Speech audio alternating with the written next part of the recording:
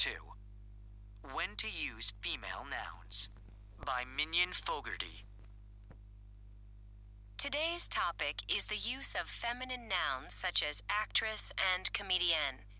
These days, people often see such terms as sexist, but it's also common to hear at least some of them.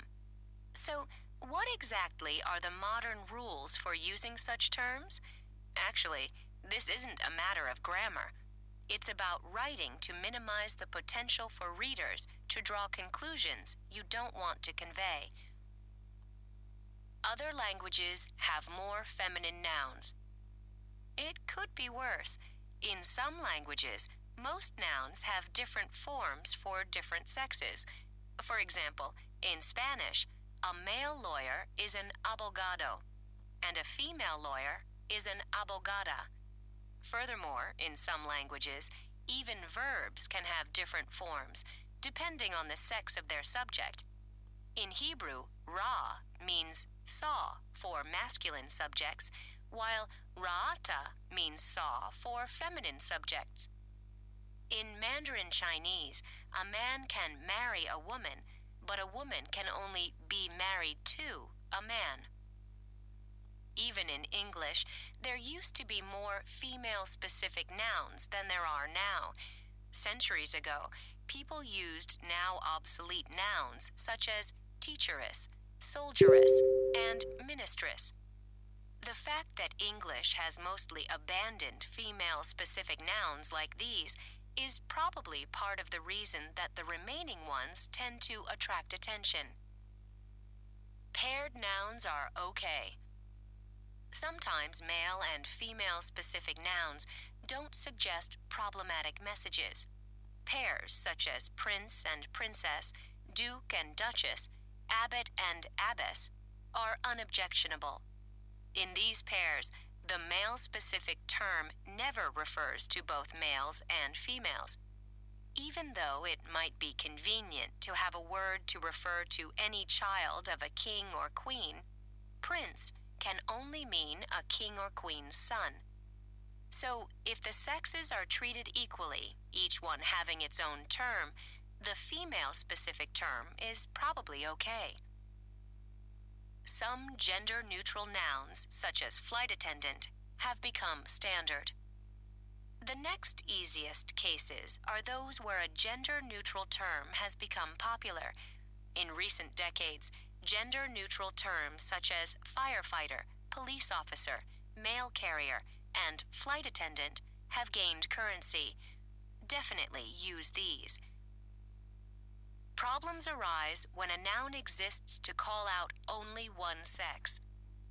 The troublesome cases are when we have one term that can refer to either sex and another that refers only to women.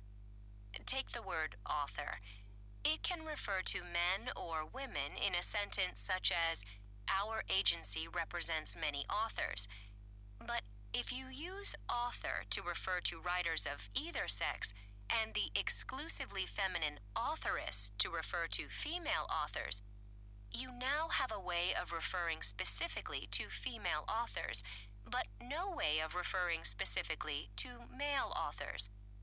The implication is that most authors are male, and that it's worth pointing out when one of them isn't. As the Cambridge Grammar of the English Language says, the marked term suggests some difference in status and may imply lower standards or achievement. Is there ever a good reason to write female doctor? This issue comes up even when there aren't gender-specific terms. For example, doctor can be either masculine or feminine.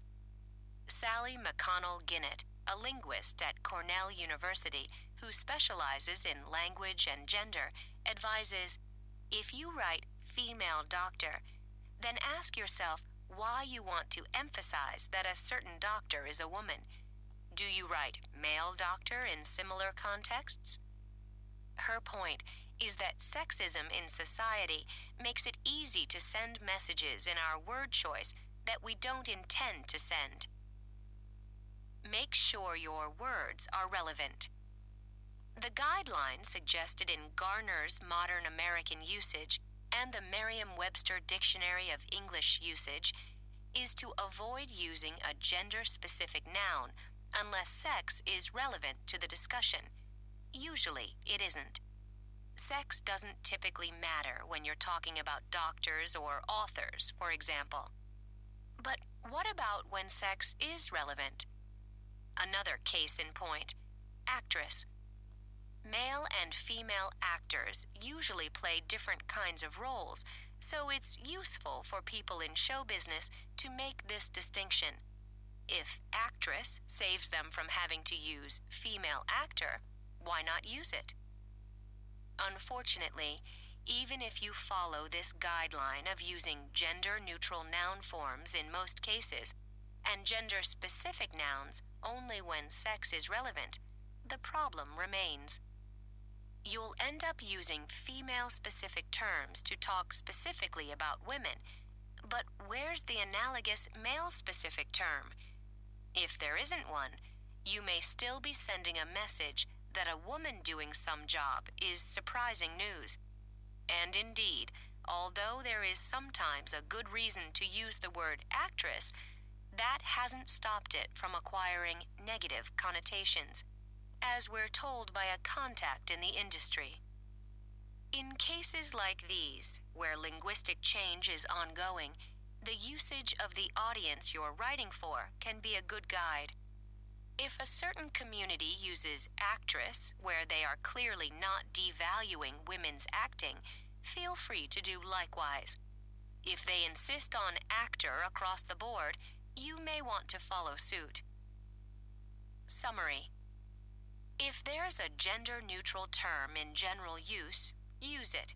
If there's not, but the masculine and feminine nouns each stay in their own territory, then use them. Be careful when one term can refer to either sex, another term refers only to women, and no term refers only to men. In these cases, avoid referring to a person's sex if possible, and if it's not, carefully assess the usage of your audience. But remember that these rules are just shortcuts. What matters is getting across the messages you want to send and trying to block those you don't.